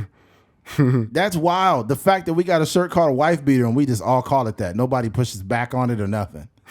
There's a certain lingering of appropriation of abuse. Like that shouldn't even be a thing. Yeah, I wonder where that name came from. Like it's certain things that we, even though we don't realize it, we indirectly appropriate it, like pimping, right? They'll be like, no, I'm just pimping right now. Or what's up, pimp? Like a pimp is a terrible person. A pimp is somebody that's literally taking advantage of a woman's lack of self-esteem to sell her own body. Think about that. Oh, dang. I don't know if this is real, but I just seen this. I Googled wife beater origin, and this is just a little quick summary of it. It says... And I don't know if this is legit. It says the crime was committed by a man named James Hartford Jr., who beat his wife to death. A picture of Hartford wearing a sleeveless white undershirt swept the nation. Caption, the wife beater. Another theory is that Marlon Brando's portrayal in Stanley Kowalski in A Streetcar Named Desire inspired the term. So, wow. Those are two possible origins. This nigga beat women so bad they named a shirt after him. That's not good. That is crazy. That's crazy. But the things that we indirectly appropriate in society are not the business. Yeah. That's not it. The wife beater shit, I'll be like, let me get a tank top. It's called a tank, ain't it, basically? A tank top, a shirt. Yeah, I think those are all. Yeah, those are all perfectly good, ways to describe a shirt without arms on it. Yeah. That, just the idea of pimp, like that shit is terrible. Like we be like, oh, what's up, pimp? Or, oh man, I'm just pimping right now, whatever. Like that shit's not cool. Like that's literally the pimping is literally a person that takes advantage of someone's body and takes their money. PIMP means put it in my pocket. That's what pimp means. That's not good. We use that shit too much. Yeah. So yeah, we might want to really start looking into some of the shit. And then when they mentioned cheating, he said, well, what if a woman was cheating in a relationship? Should they get divorced? And he was like, oh, that's a crucifixion, actually. Yeah, in the Bible it says adultery that's one of the reasons you can get a divorce. But it's like, bruh, I think that if a woman's getting her ass whooped, that's definitely a good reason to get a fucking divorce. Yeah, I don't know. I guess I don't really know their angle, and I only seen the clip, and the clip was wild enough. I don't necessarily need context, but I seen the whole thing. I'm just more that's so all you get. I'm more so speaking to like who they are. Like, are they speaking from like Are they like Christian podcasters or something like They're that? like very right-wing Christian guys. Oh, okay. Yeah, okay. That makes sense. But even then, I just don't see a world where somebody is saying that it's okay to divorce somebody if they're getting cheated on, but not if they're getting abused. That just doesn't. And what is there to endure? Like, in what world has somebody been in a situation where they're getting abused for like 2 years of their relationship, and then all of a sudden the guy snaps out of it and like, yeah, maybe I should stop whooping my wife's ass. Maybe my wife should have black eyes. I just tell you, like my grandma was in what she would deem as an abusive relationship, and she said the only thing that stopped her husband from abusing her, which is my grandpa, is that she stabbed him. So if that wasn't the case, the nigga would have just kept beating her up. You know what I mean? Man. I'm just like, that's I just don't understand that logic that it's going to get better if you just like endure the relationship. So. If a woman's getting beat on and eventually she get tired of it and she kill you, she should not go to prison. Yeah. That was a debate with not literally that, but the one girl, she was like a Hispanic girl. You know what I'm talking about? I don't know. It was a girl, it was somebody abusing her or something like that, or maybe trafficking or something. She had killed the guy. She's black actually. Oh, it okay. is a couple years ago, and they were having this thing like a petition. She's free now, I think. She's actually been freed, but she killed her trafficker. Mm-hmm. Yeah. She should have never been in there. This nigga was exploiting her. Yeah. Man, that's you? No, that's you. Oh fuck. That was loud. Yeah, it was loud. It's the damn group chat. But yeah, that's I don't know. These I think, you know, overall that we were, like you were saying, there's these podcasters that are getting on here and they're just saying anything. Like they're just having these quote unquote deep conversations, like deep. And it's just like, it's just nonsense. And you know, that's that, like we mentioned it before, but there's a couple guys we know on Instagram that be posting their conversations, and they be posting not necessarily always TikToks, but just people talking into microphones, talking into the camera, and they just have this like fake deep, like it's super fake and deep charisma or like tone in their voice. Yeah, but a lot of it is just nonsense. They just they're not really saying anything, and they're not real podcasters. They just put music behind the clip, and it's like, that's not like, literally, this is one thing you cannot bullshit. You can't bullshit your way into podcasting.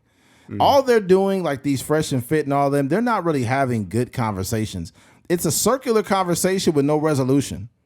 So if you're talking about women and you're saying women just want high value men with money and they want your fucking money and they just want to do this, and it's like, if that's the only direction your conversation is going in, then it's like, you don't want a resolution. At this point, you're just galvanizing a bunch of men who dislike women, and now they could either tune in and run your numbers up, and then you could literally orchestrate. You literally will handpick a bunch of airheaded bimbos and bring them on the fucking show, and bring women who can't articulate themselves very well, and it also makes you look smarter, which is not cool, bro.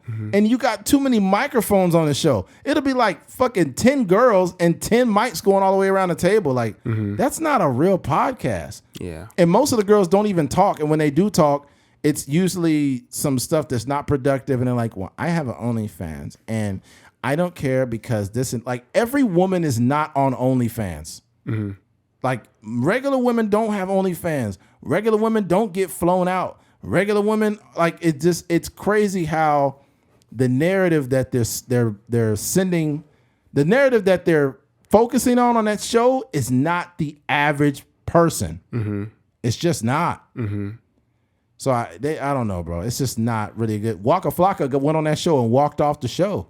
Really? Yeah, he was on there, and I guess he was looking at how they was like being disrespectful to the women on there, and he just like walked off. He's like, "No, my bro, we good, man, but I ain't got nothing to say. I'm just gonna dip, bro. I'm gonna get out of here." Yeah. That's crazy, man. That's like, and the funny thing is, they'll be like, being a high value man means this and that, and it's like, bro, high value man, or a man with, I would assume that a man that's considered high value would have integrity, right? Having integrity doesn't mean you sit there fucking yelling at women. That's weakness. Yeah. You sitting there screaming and yelling at women. That's not high value at all. You actually are being very emotional. You're not articulating yourself the way you should. If you were calm, you would be a little more respectful. Like, my thing is, if I'm going to disagree with the woman about something, I'm going to hear her out and listen. See, that's the difference. You can disagree with women, but and you don't got to kiss women's ass, but listen, when you cutting them off every other word they say, like, come on, man. Kevin Samuels did that bullshit too. Like I feel like Kevin made some legitimate points when it came to women, but other times he was talking over them, calling them big fat linebackers and shit like that. And I'm like, my guy, like, this is OD. This is OD. I don't like this. Yeah. I just, like you said, overall, it's just it's a very toxic podcasting culture out there, and it's pretty easy to spot now. I think when you really start to listen to somebody for 2 hours, an hour and a half, like, it's easy to spot that inauthenticity. Oh, man. You know, so many podcasts out there that's doing that. It's a nigga on TikTok that's literally a fake Kevin Samuels. And he be like having his hands like this and stuff talking. Oh, bro, I was trying to roast him in the comments. I was like, Tevin Samuels. Is he doing it intentionally or is it like a joke? You know, he doing it intentionally. He trying to and he built up a little bit of a platform. But what it is whenever he be reading the comments, and when I cracked the joke on him, he just like blocked me from commenting. Oh, dang. Yeah, and I was sitting there busting up laughing. Like, the funny thing, what he doesn't realize is I'm not some troll. I'm actually a guy that has a real podcast. I'm a part of real conversations on a weekly basis for the last 5 years. So while you was out there dick riding these other fucking content creators, we've been creating content since 2018, speaking our truth. A lot of our truths have changed. There's certain things me and Keith may have subscribed to that we have unsubscribed to. But we're very honest, and this is how we feel at the moment. Like, remember at the beginning of the pandemic, I was shook, bro. But towards the middle, I was already like, oh, no, this ain't nothing. This ain't what I thought it was. Yeah, kind of got off of the severity of it. Yeah, we got off the severity of it, but at least we took it serious, you know what I mean? Yeah. Yep. But man. I don't know how much I could give this conversation. But yeah, I would say to any of the podcasts out there, especially men, when you see some sucker shit that you don't subscribe to, just make sure you denounce it. Because I don't want, when women say men are trash, they talking about niggas like that. They ain't talking about me and Keith. Yeah. That's just a wild take. I can't believe somebody said that. Yeah, that's wild, yo.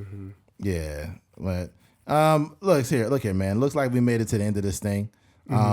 We appreciate you guys for tuning in every week, and remember to head over to atruckersmind.com to get some merch. I think I have the hat on right now. You can also head over to @A_truckersmind_podcast for the podcast Instagram account. Also head over to ATMPOD on Cash App for a friendly donation, and head over to YouTube, where we have been there now. It's been a little over a year now, or no? I don't know when we started. It's been right around a year or so that we've been on there. We need some help on the following over there. So head over and tell a friend to tell a friend. I'm pretty sure you guys will have a great time listening to these takes that we have on here. Yeah. Okay. Yeah. But yeah, if you made it to the end of this episode, we appreciate you. Thank you for listening to A Trucker's Mind podcast. I'm Eddie McGee. It's your boy K Finks. We are out of here. Peace.